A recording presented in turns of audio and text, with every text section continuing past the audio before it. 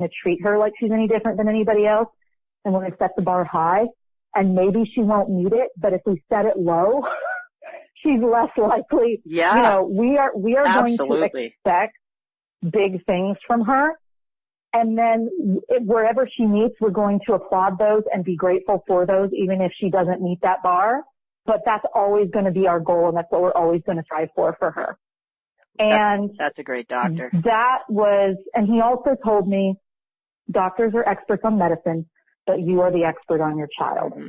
And don't ever forget that. Yeah. And those two things have been my guiding, presumption of competence. Life through. Yes, exactly. Like I remember Deborah Moritz saying, I was going to quote her.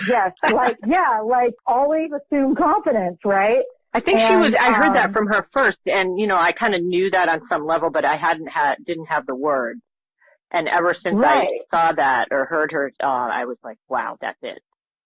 That's kind of how I've been proceeding, and obviously how you've been proceeding. We know they're in there. Exactly. And so, I would say that's the biggest thing, like have hope, know that your kid's journey is going to be their unique journey, and there will be similarity with other parents, but it's not necessarily going to be the same as any other kids. And nope, not even in the TS world, right. By any measure. It's so different. Mm-hmm. I mean, there's lots of common ground for sure, but, everybody I talk to has got something that I hadn't experienced or heard about. So, well, maybe not heard about, but hadn't experienced. Right. Really great.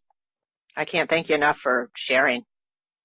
Well, awesome. Thanks for having me. I always look forward to talking to another TS mom. I feel like there's a connection that is there just beyond, I could probably pick up the phone and call almost anyone and talk about something and have some, Yeah, but you say you really have an amazing inner strength. I can just feel it, and faith, and a lot of really, great job. Well, thank you. Do you have anything else that you want to add, and anything that you want to pitch? Well, I would say nothing like putting you on the spot here. Right. Yeah. The only thing that I would say is, by trade, I'm a certified clinical aromatherapist. I saw that on your profile. Tell me just briefly. So does that help you, or does that help your? I actually got into, I should say, I don't sell essential oils. I don't work with any MLM or anything like that. But that is how I learned about essential oils. And it was for the benefit of my daughter, because again, we were waiting, trying to get surgery, trying to get seizures stopped. Nothing was working. And I think we all in the TS world hit that point where we've tried everything and nothing's working. Yeah. And a lot of people have reached out to alternative therapies through that, whether it be chiropractic or diet, or whether it be, aromatherapy. And I'm supportive of all of those things. Yes. However, with our kids in particular, and other kids with chronic issues or on prescription meds or health problems, there's a lot of complications with that need to be taken into consideration. Right. The more that I read about essential oils as I was learning about them, the more I realized how much I didn't know, how much misinformation was out there, and how much was being suggested to families with epilepsy that could actually be problematic and even seizure-inducing. That doesn't apply to the general populace, but does apply to our kids.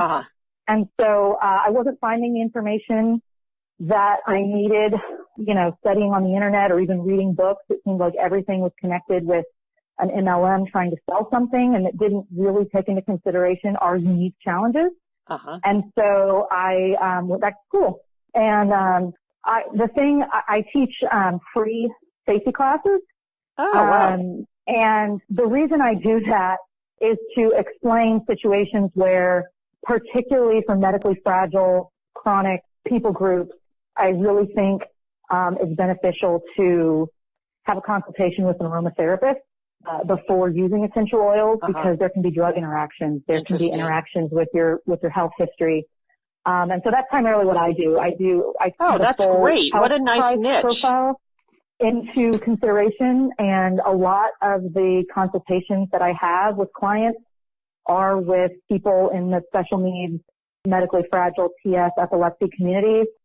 And I take into consideration things like epilepsy, things like health history, other medicines that they're on and checking for drug interactions. And of course, essential oils are not considered a drug by the FDA, but grapefruit juice interacts with drugs. Yeah. So it's good to know. And there are essential oils that interact with prescription medications, something that most people don't know. So I do consultations that way, and it's just giving you the information to be able to then go ahead and use them safely and use them as you want to.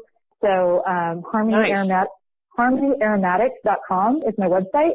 Say it again. Harmony Aromatics. HarmonyAromatics.com. Well, when I usually do a page as show notes, so I will put that in there. Okay. Anyways, I really appreciate you taking the time, and good luck with everything. And well, thank you. Yeah. Well, holy moly, realize you're the apple of my eye. Girl, I never loved one like you. Man, oh man, you're my best friend. I scream it too. There's nothing that, there ain't nothing that I need. Well, hot and heavy pumpkin pie.